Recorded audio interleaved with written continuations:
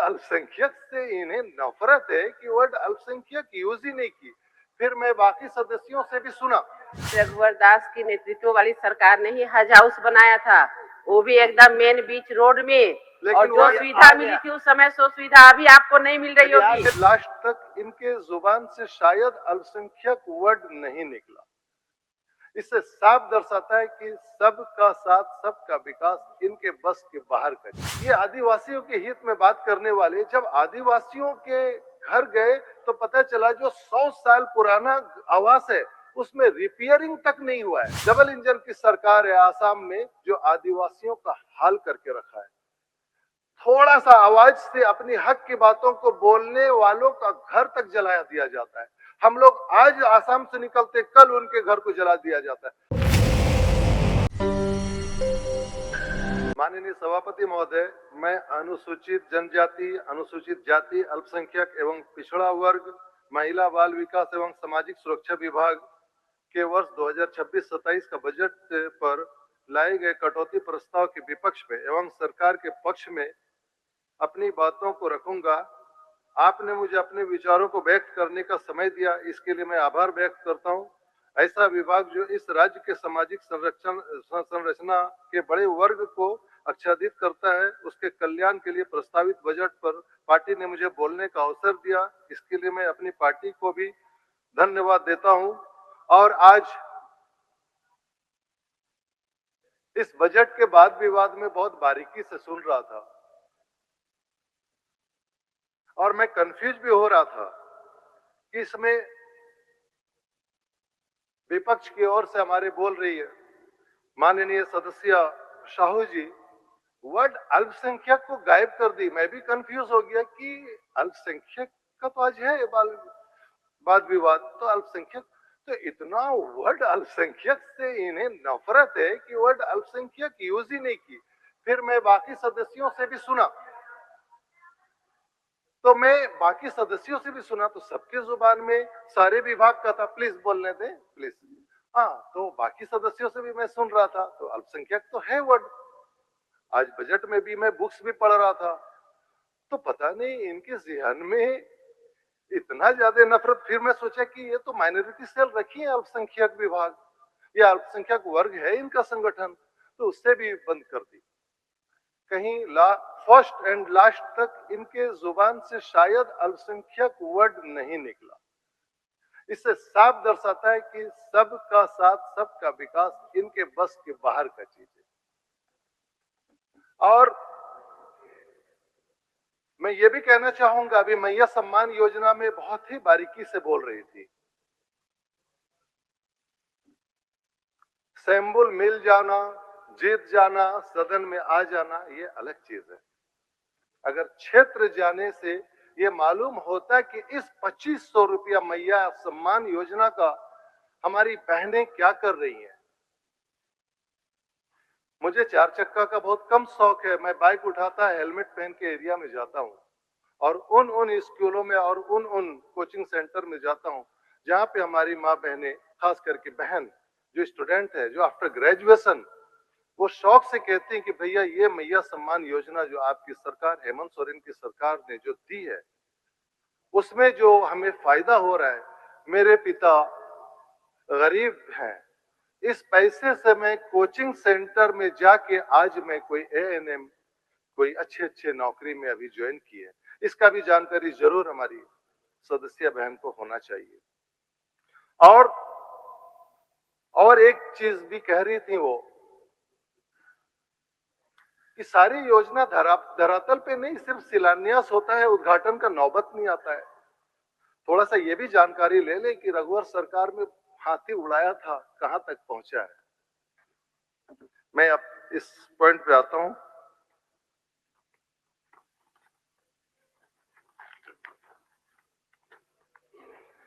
माननीय सभापति महोदय, झारखंड सरकार ने अल्पसंख्यक समुदाय के छात्रों के बीच वित्त वर्ष 2025-26 में कुल 46,114 साइकिल का वितरण किया तथा आय वृद्धि योजना के तहत 2024-25 में अल्पसंख्यक समुदाय के लाभान्वित बीच परिसंपत्ति के विपरीत रूप में ट्रैक्टर का भी वितरण किया है।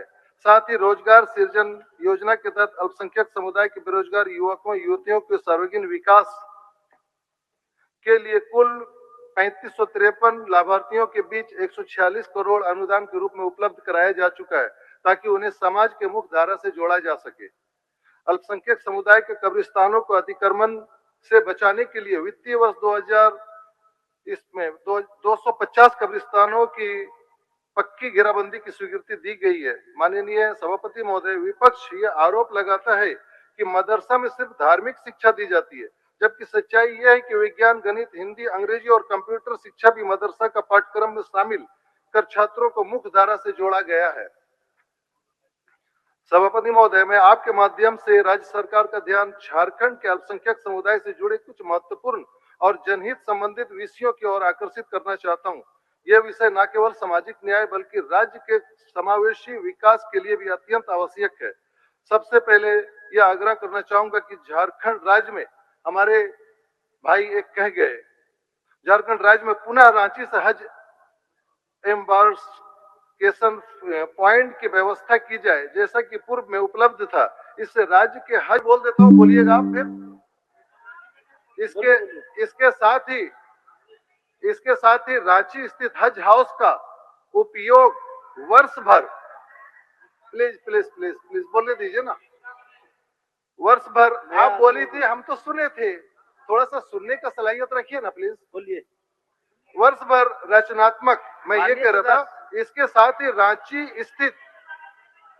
स्थित हज हाउस का उपयोग वर्ष भर रचनात्मक एवं जनहितकारी उद्देश्यों के लिए किया जाना। प्लीज प्लीज कंटिन्यू होने दीजिए ना। माननीय, बोलिए बोलिए, जल्दी से बोलिए। ये देता ही नहीं है महोदय। देखिए, माननीय सभापति महोदय, माननीय सदस्य को हम बता दें कि माननीय रघुवर दास की नेतृत्व वाली सरकार ने ही हज हाउस बनाया था, वो भी एकदम मेन बीच रोड में। और जो सुविधा मिली थी उस समय, सो सुविधा अभी आपको नहीं मिल रही होगी। मैं बता रहा हूँ, चलिए।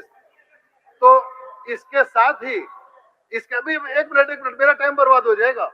इसके साथ ही रांची स्थित हज हाउस का उपयोग वर्ष भर रचनात्मक एवं जनहितकारी उद्देश्यों के लिए किया जाना चाहिए। हजार्थियों की शिक्षा और उन्नति के लिए किया जा सकता है। माननीय सभापति महोदय, मैं राज्य सरकार से यह भी निवेदन करता हूं कि अन्य राज्यों की भांति झारखंड में भी स्टेट माइनॉरिटी फाइनेंशियल कॉर्पोरेशन का गठन किया जाए। इसके माध्यम से अल्पसंख्यक युवाओं को शिक्षा, स्वरोजगार और उद्यमिता के लिए वित्तीय सहायता उपलब्ध कराई जा सकेगी, जिससे वे भी समाज की मुख्य धारा में सशक्त रूप से आगे बढ़ सकेंगे। इसी प्रकार राज्य के अल्पसंख्यक विद्यार्थियों की उच्च शिक्षा को प्रोत्साहित करने के उद्देश्य से देश के महान सूफी संत ख्वाजा गरीब नवाज अथवा झारखंड के महान स्वतंत्रता विद्यालय की स्थापना की जानी चाहिए। इससे राज्य के विद्यार्थियों को उच्च शिक्षा के लिए अन्य राज्यों में जाने की आवश्यकता कम होगी तथा झारखंड में शिक्षा के क्षेत्र में भी एक नई पहचान स्थापित होगी। संथाल परगना क्षेत्र, विशेषकर पाकुड़ और साहिबगंज जिले में रहने वाले बांग्ला भाषी मुसलमानों के संबंध में भी एक महत्वपूर्ण सामाजिक विषय सामने आता है। कुछ तत्व उन्हें अनुचित रूप से बांग्लादेशी घुसपैठ कहकर निशाना बनाने का प्रयास करते हैं, जबकि वे पूर्ण रूप से भारत के सम्मानित नागरिक हैं।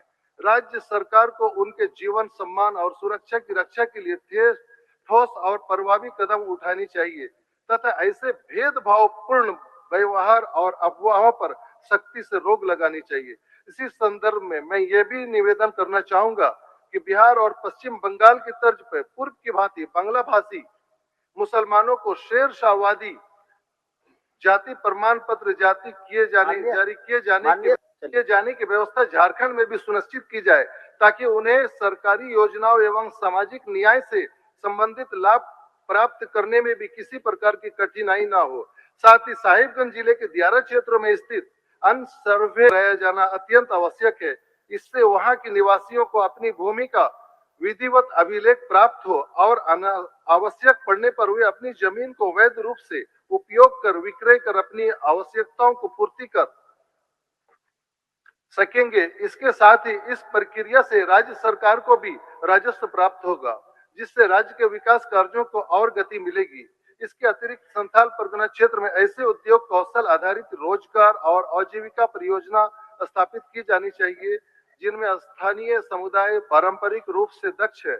इससे वहां के लोगों को सम्मानजनक रोजगार अवसर मिलेंगे और क्षेत्रीय आर्थिक विकास को भी नई गति प्राप्त होगी। माननीय अध्यक्ष महोदय, मैं अभी अपने मंत्री महोदय के साथ आसाम गया हुआ था। वहां डबल इंजन की सरकार है।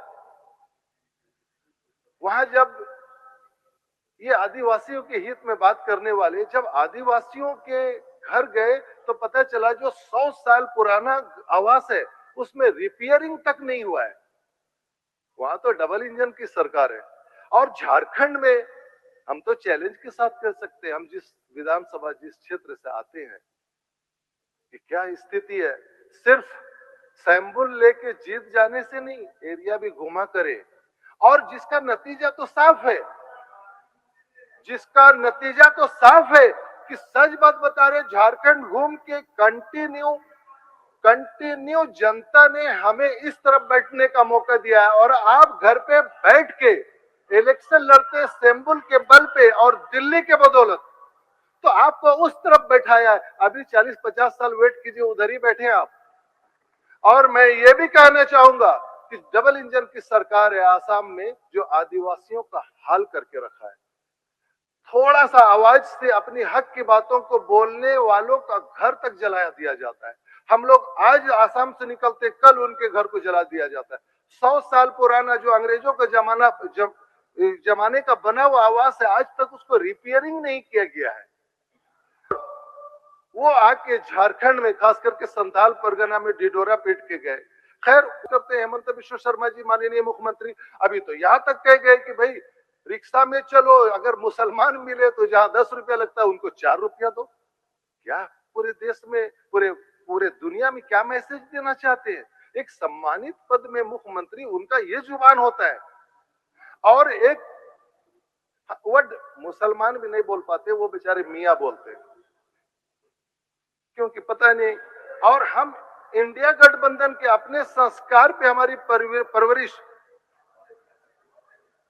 अपने इंडिया गठबंधन वाले अपने तहजीब के दायरे में रहते हैं, अपने बड़े छोटों का कदर करते हैं, अपने दायरे में रह के बात करते हैं। अभी हमारे माननीय मुख्यमंत्री आसाम गए थे, सिर्फ और सिर्फ आदिवासियों का काफी बड़ा समूह उनसे मिलने के बावजूद हर वर्ग के लोग मिले, हर वर्ग के लोग आसानी से मिले, आसानी से बात किए। इनके आवाज में जो प्यार है, जो अपनापन है, जो आज इसका नतीजा है कि कंटिन्यू झारखंड में कंटिन्यू फुल बहुमत से सरकार इस तरफ बनी और आप उस तरफ बने। हम सच है कि पहली बार जीत के आए हैं, लेकिन बहुत अच्छे संस्कार में परवरिश हुई है। अभी भी सीख जाइए आप लोग, नहीं तो जिंदगी भर उधर ही बैठे रह जाइएगा, इधर आने का कोई संभावना दूर दूर तक नहीं होगा। और एक सदन के माध्यम से हम जानकारी देना चाहेंगे, अभी रमजान भी महीना चल रहा है। हम आज के बाद शायद बोलने का मौका नहीं मिले तो आप सबों को रमजान का विदाई और ईद का मुबारकबादी और शरहुल के साथ साथ रामनवमी का भी हम आज ही आप लोगों को मुबारकबादी देना चाहेंगे। हो सकता है और बोलने का मौका ना मिले, पर एक रिक्वेस्ट करेंगे हम अपने सदन के सभी साथियों से, हम पता नहीं बोलने का मौका मिलेगा कि नहीं दीदी, अभी आपको प्रणाम कर लेते हैं, मुबारकबादी दे देते हैं। होली का भी दे दिए, होली का पहले दे चुके थे और अभी रामनवमी और अभी सरहुल सबका दे देते हैं, क्योंकि हम सारे लोगों को चलने वाले हैं, हमारा कल्चर सारे लोगों को चलना सिखाया। और मैं अभी टाइम है, अभी मेरे पास 2 minute time, 1 minute 1.5 minute time है, प्लीज 1-1.5 मिनट टाइम है। सुनिए ना, एक चीज कहना चाहेंगे कि अभी सारे धर्म का अभी त्योहार सामने है। हम अगर एक विधानसभा से मैं भी आता हूं तो 81 विधानसभा से कोई न कोई हमारे सभी बुजुर्ग हैं, भाई हैं, बहन हैं, सारे हमारे दोस्त हैं, सारे लोग विधायक हैं। अपने अपने क्षेत्र को पर्व का, इस त्योहार का को धूमधाम से मनाने का प्रयास करें, ये विनती करेंगे। क्योंकि हमारे जो कुछ साथी बैठे हैं, जाके जहर का बोली ना बोले, प्यार का बोली बोली, क्या बोलते हैं दीदी, पोती पड़ी पड़ी जगमुआ पंडित भयो न कोई, ढाई अक्षर प्रेम का पढ़े तो पंडित हो। धन्यवाद अध्यक्ष महोदय।